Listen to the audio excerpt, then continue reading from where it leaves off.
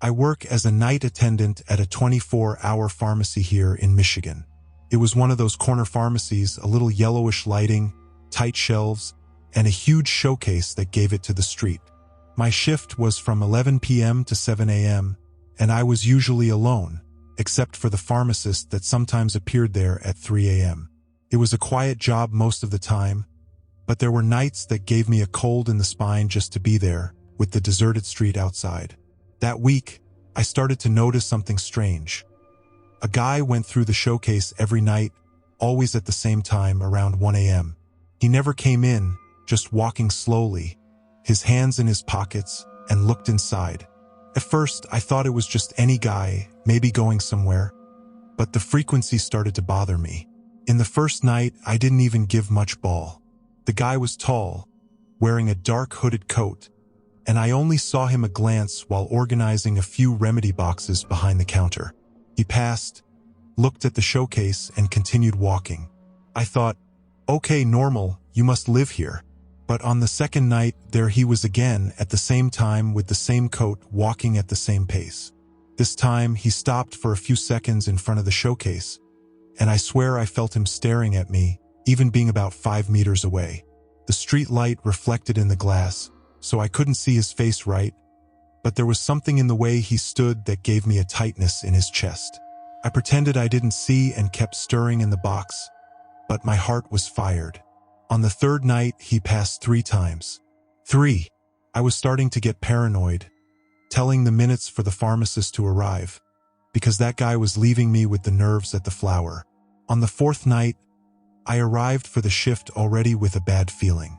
I spent all day thinking that guy, trying to convince myself that it was just coincidence, that I was exaggerating. But man, my stomach was wrapped as I locked my car and walked to the pharmacy entrance. The street was silent than usual, only the noise of my sneakers on the asphalt and the tinnitus of the store's neon sign. When I opened the door, the bell rang as always, but the sound seemed louder, as if echoed inside me.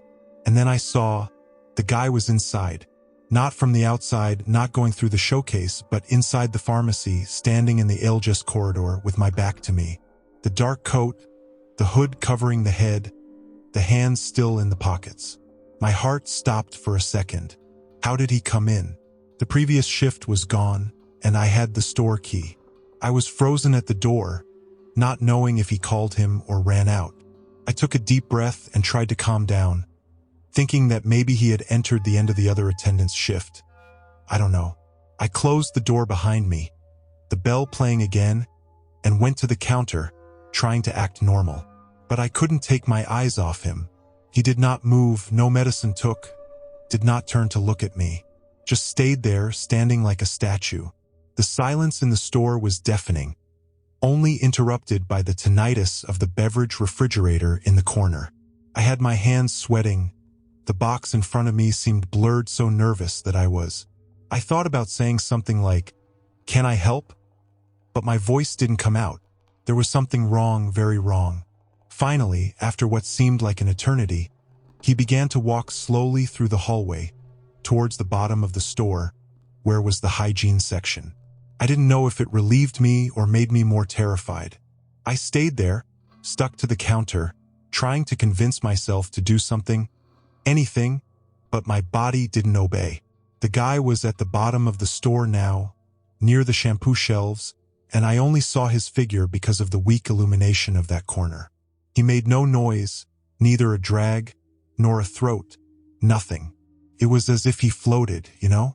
My head was imagining 1,000 scenarios. Was he a thief? A crazy? But why did he say nothing? I tried to concentrate on the box, stirring in notes just to have something to do with my hands, but my eye did not go out of the hall. Suddenly, I heard a sound, like a bottle falling to the floor. It was not tall, but in the silence of the pharmacy, it seemed a bomb. My heart fired, and I almost knocked down the glass of water that was at the counter. I looked at the corridor, but I didn't see the guy. Did he disappear? Or was it just crouching, taking what fell? I didn't have the courage to check out. I decided to turn on the old radio we had behind the counter, just to break that silence that was swallowing me. I put it in Any Season, a short country song, but even that seemed wrong, as if the sound didn't belong to that moment. That's when I realized that the guy had returned to the painkillers, but now he was sideways, facing the shelf, and I swear I saw him turn his head slightly toward me. I couldn't see the face, the hood covered everything, but I felt that look again, just like the nights he passed through the showcase. My mouth was dry, and my legs trembled so much that I had to lean on the counter. I thought of calling my boss, or even the police, but what was I going to say? Do you have a weird guy in the store? He had done nothing, but every cell of my body shouted that something was very wrong. Then he started walking again, this time toward me, slowly, his hands still in his pockets. I froze when I saw him coming towards the counter. Every step he took seemed slower, as if time had slowed. The sound of my own heartbeat was so high that I drowned out the radio music. He didn't look straight at me, but I felt him watching me, even with his head a little low and his hood covering his face. The hands were still in his pockets, and it made me crazy, because I didn't know if he was holding something, like a knife or whatever. The counter was the only thing between us, but it looked thin as a roll. When he was about 2 meters, I stopped breathing without even noticing. He stopped right in front of the counter and stood there, saying nothing, just his head sloping. The pharmacy air seemed heavy, as if there was a mist that I couldn't see. I wanted to scream, ask what he wanted, but my throat was locked. Finally, he raised his head a little, and, my God, I want to never have seen that. The light of the neon sign outside hit his face, and I saw, or rather, I saw nothing. Where it should have a face, it only had a shadow, as if the skin were erased. It was not a mask, it was not makeup, it was like his face simply didn't exist. My stomach rolled, and I took a step back, hitting the shelf of medicines behind me. Some boxes fell, and the noise made me jump. He didn't move, just stayed there, staring at me with that absence. I was shaking so much that I could barely hold the cell phone I got from my pocket. I thought of running for the back door, but my legs were soft. Then he did something worse. He reached out, still inside his pocket, and put something on the counter. It was a bottle of medicine, of those little ones with the label all torn. He slid the bottle toward me and stood, as if waiting for me to take. I looked at the bottle on the counter, and swear it seemed that the whole world had stopped. My heart was hitting so fast that it hurt in my chest, and my hands trembled so much that I couldn't even think about touching that business. The bottle was old, the glass half blurry, and the label was so torn that you could only see a loose lyrics, like, Zepp, or something.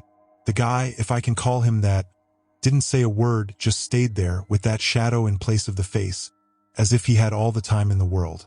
I felt a cold climbing down my pimple, as if someone had thrown ice on my back. I tried to look away to the floor, to the shelves, anything, but it was as if he pulled me back, as if I were forced to face him. The radio played any song, but the sound seemed distorted, as if it came underwater. I didn't know what to do. I just knew I needed to get out of there, but my feet were stuck to the floor. Then he did something that almost killed me from my heart. He tilted his head to the side, like a dog who hears a strange noise, and took a step to the side, as if to get around the counter. I went into full panic. Without thinking, I grabbed the counter bottle, as if it were to make it stop, and shouted a "What do you want?" that came out more like a moan. My voice echoed in the empty pharmacy, and for a second, I thought he was going to answer. But he just stood, his head still tilted, and I felt a shiver so strong that my arms were numb. The bottle in my hand was cold, like metal that was in the fridge, and I almost dropped it. That's when I noticed that the silence had come back. Even the radio had stopped, and I could only hear a low tinnitus like a broken fan. He took another step, and I threw the bottle on the counter again, backwards until he hit the wall behind me. I was praying for someone to come in, any customer, anything, but the street outside was dead.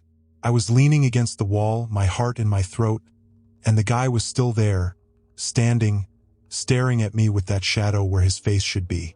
The bottle he left at the counter seemed to burn my eyes so much that I looked at him, as if it were the only concrete thing at that moment. My head was screaming for me to run, but my legs didn't obey, and the fear held me there like a fly on a web. Suddenly he raised his hand again, very slowly, and pointed to the bottle, as if he wanted me to take back. I shook my head, almost crying, and muttered a "No, no, please." My voice went so low that it could barely hear, but he seemed to understand, because he tilted his head again, as if he had confused. The tinnitus I was listening was louder, almost unbearable, and I swear I felt the floor shake lightly, as if the entire pharmacy was vibrating. It was the most bizarre thing I've ever felt, as if the world had come out of the tracks. Then, out of nowhere, he turned his back and began to walk toward the door. Every step of him seemed to echo in my head, even if I didn't make any noise. I didn't know if I was relieved or even more terrified, because he didn't seem to be really coming out. It was more like testing me. When he arrived at the door, he stopped again and turned his head, just a little, toward me. I couldn't breathe properly. My chest was tight, and my hands were so sweaty that my cell phone slipped from my fingers and fell to the floor. The sound of the cell phone hitting the floor was like a shot in the silence, and I lowered myself quickly to catch, afraid to take my eyes for more than a second. When I raised my head, he was closer to the door, but still looking at me, and the bottle on the counter began to roll alone very slowly until he fell to the floor with a snap. I shouted, I don't know what, I just know my voice came out hoarse, and he finally opened the door. The bell rang, and he left, as if nothing had happened. When the door closed behind him, the bell was still echoing in my head, and I slid down the wall until he sat on the floor, shaking as if he had come out of a freezer. The bottle was there on the floor where I had fallen, and I didn't have the courage to get close. The pharmacy looked normal again, the radio played again, and the light of the showcase illuminated the empty street, but I was in pieces. I grabbed my cell phone with my hands still shaky and called my boss, stuttering so much that I could barely explain what had happened. He said it was coming, but I should calm down, that it was probably just a strange guy. Only I knew it wasn't. That business was not a person. I stared at the door, afraid that he would come back, and every car that was going on the street made me jump. The tinnitus in my head had stopped, but I still felt a weight, as if something was in the store with me. My boss arrived a couple of hours later, and I told everything, pointing to the bottle on the floor. He took the bottle, looked at the torn label and said it was just an old medicine, probably out of line, and threw it in the trash as if it were nothing. I didn't argue, I just wanted to get out of there. I resigned the same night. I didn't go back to the next shift, not even to get my things. To this day, I don't know what that guy was, or what he wanted with me. The bottle? Scare me?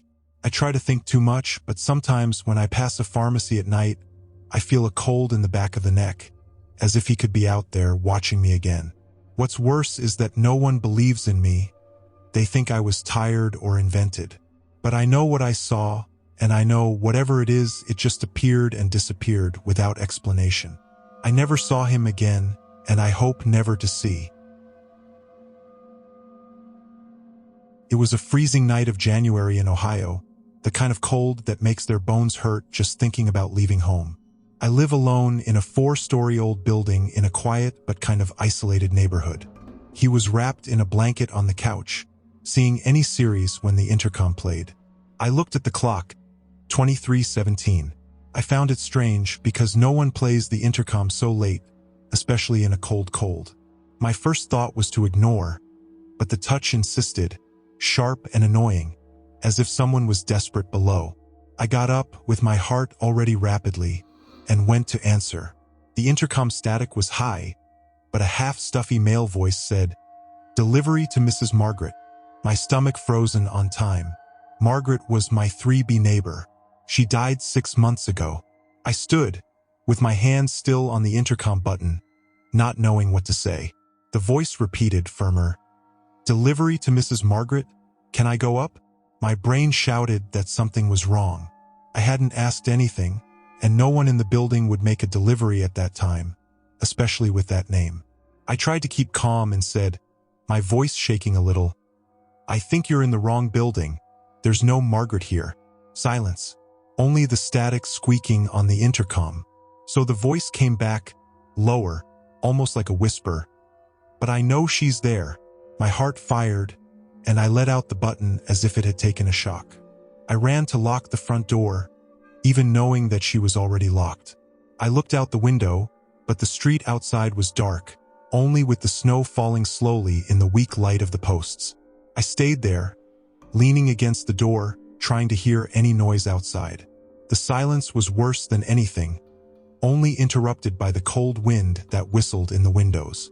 My apartment looked smaller, as if the walls were closing. I thought about calling someone, but who I was going to call that time.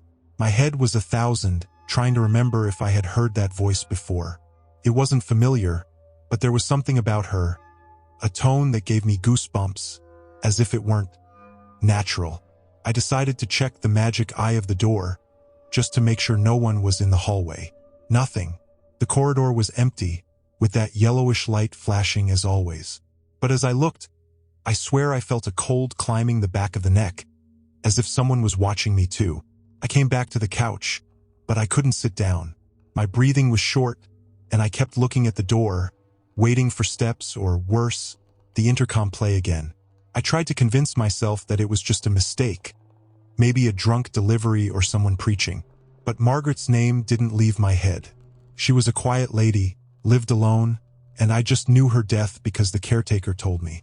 Her apartment has been empty since then, with the curtains always closed. I took the phone and started looking for the janitor's number, but my hand trembled so much that I could barely type. That's when I heard a noise. It was not tall, but it was clear. A slow drag, as if someone was dragging something in the hallway, right in front of my door. I was still, with my cell phone still in hand, with no courage to move. The sound of dragging in the hall was low, but it seemed that each creak echoed inside my chest. It was as if something was moving slowly, almost carefully, right in front of my door. My heart was in my throat, and I was trying not to breathe loudly to hear better. I thought of screaming, drawing attention from some neighbor, but the idea of making noise terrified me even more. What if it was him, the intercom guy? Or, I don't know, something worse? I looked at the magical eye again, with the soft legs, and prayed not to see anything. The corridor was empty, but the light seemed weaker, as if one of the lamps had started to fail. I ran back to the couch, trying to convince myself that it was just my head preaching. But then the intercom played again. It was as if the sound had crossed me, tall and insistent, cutting the silence. I almost dropped my cell phone.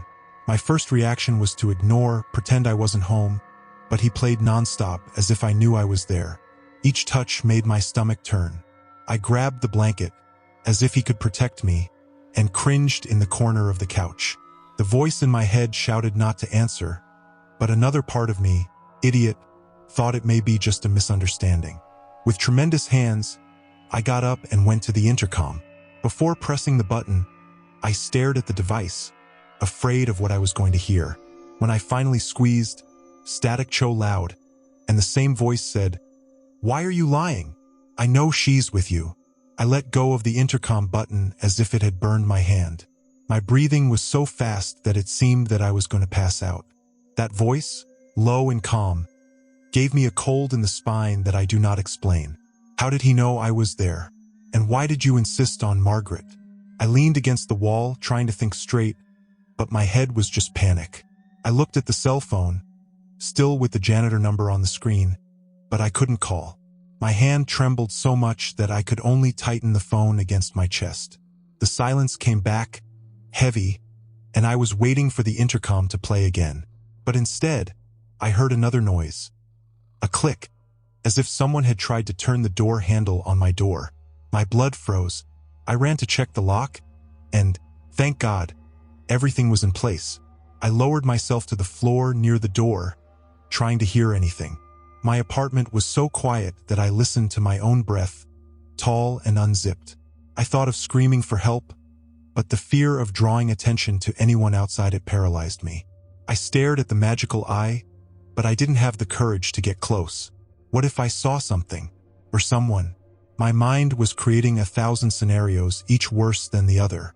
Suddenly I heard a new, weaker sound like a scratch on the door of the door. It was not tall, but it was constant, as if someone were slowly passing the nail from side to side. My stomach rapped, and I dragged myself back to the middle of the room without taking my eyes off the door. I didn't know what to do. I just knew I couldn't stand there. I dragged myself to the corner of the room, near the couch, trying to get as far as possible to the door. The scratching sound had stopped, but that didn't calm me down. My heart beat so hard that it seemed that it was going to explode in the chest. I took the phone again, with my fingers slipping so sweaty, and finally managed to dial the janitor's number. Each touch of the connection seemed to last eternity, but it only fell into the mailbox. "Shit," I muttered, almost crying from frustration. I thought about calling the police, but what was I going to say? That a ghost delivery man was speaking the name of my dead neighbor? They were going to think I was crazy. I stared at the cell phone, praying for him to play with some explanation, anything that made sense. But the silence was so heavy that it seemed that the world outside had disappeared. That's when the room light blinked. It wasn't a total fall, just a fast flicker, but enough to make me swallow a scream. I lifted my eyes to the ceiling, as if the lamp could tell me what was happening. He blinked again, and this time he got weaker, leaving the corner of the room where I was half in the dim. My apartment, which always looked small and cozy, now looked like a trap. I looked at the window, but the curtains were closed, and I didn't have the courage to open to check the street. The cold outside seemed to be entering the cracks, and I trembled so much that I could barely hold my cell phone. So I heard a new noise, not on the door, but inside the building. It was a muffled sound, like slow steps climbing the stairs, stopping each step. My stomach knotted, and I cringed even more, trying not to make noise. The steps in the hallway stopped, and that somehow was worse than listening to them. I was crouching, my back against the wall, holding my breath as if it could become invisible. The cell phone was still in my hand, but the screen had erased, and I didn't even want to move to light, afraid to make any noise.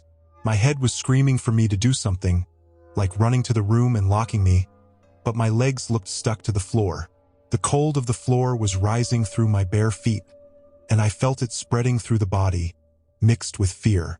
I thought of Margaret again, her smiling face in the hall, always with a shy good morning. Why would anyone use her name? And why did you seem that who was out there knew more than it should? Then a new sound, a low snap, as if someone had knocked lightly on my door, only once. I swallowed hard, feeling a tight throat. I got up slowly, with my body all tense, and went to the door, even though I knew it was a bad idea. I looked at the magical eye, my heart in my mouth, hoping to see nothing. But it had a shadow. It was not clear, just a dark form, as if someone were still right in front of the door, blocking the light of the hallway. I couldn't see face, no details, just that still silhouette. My stomach rolled, and I walked away fast, stumbled on the carpet and almost falling. I ran to the room, closed the door and pushed the dresser against her, my hands shaking so much that I almost knocked the lamp. I sat on the bed, hugging my knees, and stared at the dresser, as if she could hold whatever she was out there. The worst was silence. No steps, no beat, just the sound of my heart and the wind outside. I stayed there, shrunk on the bed, with my eyes fixed on the dresser, hoping to hear anything that would tell me what was happening. The silence was so heavy that it seemed that the air was choking me. My cell phone was on my lap, but I didn't have the courage to move on it, afraid that the screen light would call attention. Every minute it seemed an hour, and I was trying to convince myself that it was just my head, that no one was really out there. But then, out of nowhere, I heard a sound that made me freeze. A low blow, coming from the corridor, as if someone was blowing an old song very slowly. It was so clear that it seemed that the person was on the other side of the bedroom door. My whole body shivered, and I covered my mouth so as not to release a moan of fear. The whistle suddenly stopped, and I swear I felt something change in the air, as if the apartment was colder at once. Suddenly everything stopped. There was no whistle, no steps, no beats. The light of the room, which I could see from the crack of the bedroom door, stopped flashing and returned to normal. The silence was now different, not so heavy, as if whatever was there left. I waited a few more minutes, shaking, before I had the courage to move. I pushed my dresser slowly and opened the bedroom door, with my cell phone in hand, ready to call the police. The apartment was normal, the door locked, the quiet intercom. I looked at the magical eye. The corridor was empty with the light working straight. There was no sign of anyone. I spent the rest of the night awake, with all the lights on, but nothing more happened. To this day, I don't know who that guy was or what he wanted with Margaret. I never told that to anyone in the building, and every time I go through her apartment, I feel a shiver. It was as if that night had happened and simply stopped, without explanation. I will never forget that day in Minnesota, when I was making deliveries to DoorDash as usual. I had started the shift early, around 6 a.m., because the weather was good and I needed extra money to pay the bills. I was driving around the city, listening to a random podcast on the radio, when the app warned me of a new delivery. A house in a residential neighborhood that I didn't know well. The address was of a model house, which I thought to be just one of those demonstration houses that builders use to sell real estate. I arrived around 7, the sun was already born, and the place looked empty, with no cars at the entrance or lights on. I felt a cold in my belly, but I ignored it, thinking it was just tiredness. As I parked, the app has a message from the customer. Please enter and leave the food in the kitchen. The door is unlocked. I was confused because, I never enter people's homes. I just leave the bag at the door and leave. But the request was insistent, and I saw that it was an account checked in DoorDash, so I thought it was a mistake or something normal in more isolated areas. I took the bag with breakfast, sandwiches, and coffee, nothing special, and walked to the front door. The silence was strange, as if the whole neighborhood was sleeping, and the air was damp, smelling of wet grass. I opened the door slowly, feeling my heart accelerate, and entered, wondering what the hell I was doing there alone. As I put the bag on the kitchen counter, which was clean granite and with nothing on top, another message arrived on my cell phone. Thanks for entering. Now please make sure the window is closed. It made me even more nervous. Who the hell was this person and why did I need to check windows? I looked around and saw a window above the partially open sink, with white curtains swing slightly with the breeze. I closed her slowly, feeling a shiver up the pimple, and turned quickly, half waiting to see someone behind me. But there was no one, just the emptiness of the house. At that moment, I started to question if I should run, but the thoughts of a good tip or maybe a bad review made me hesitate. Idiot I went. While I was there, trying to calm down, I heard light steps from the hall, as if someone was approaching slowly. My stomach rolled, and I cringed against the counter, my cell phone shaking in my hand. I answered the message, "Everything okay?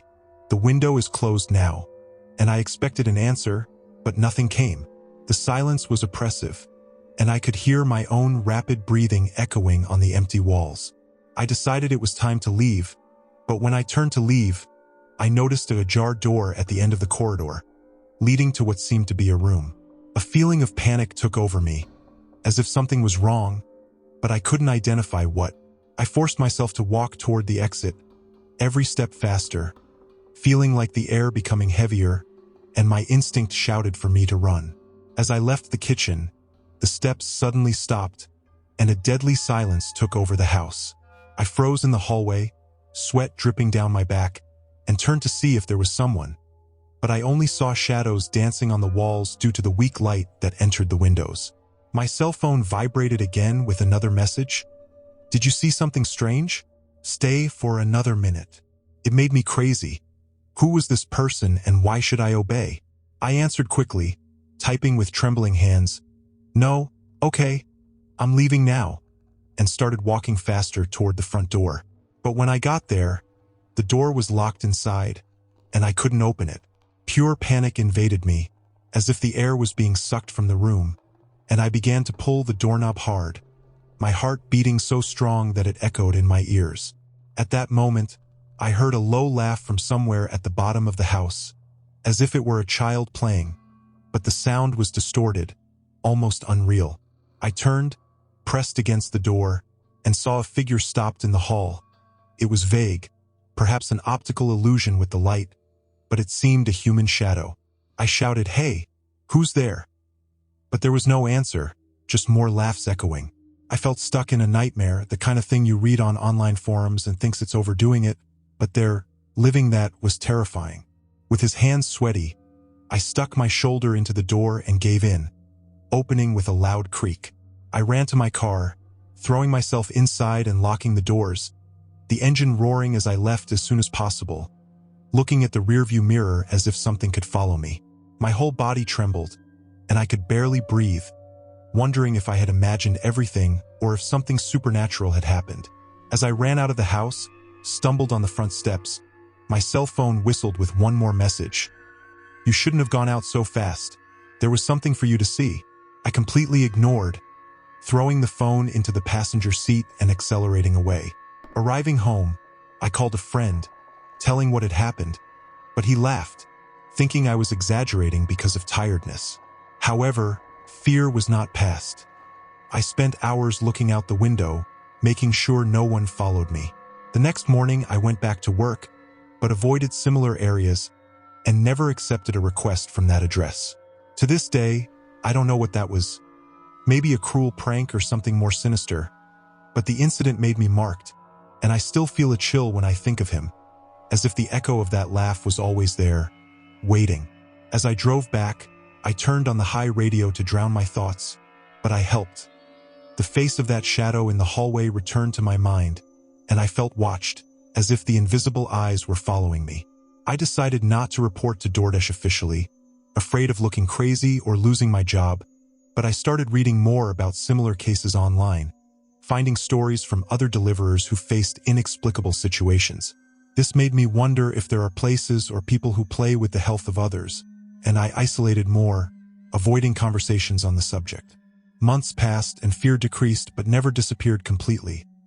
Now, when I tell you, it is to alert others, because if something like this can happen to me, it can happen to anyone, and I still wonder what the hell I saw in that empty house.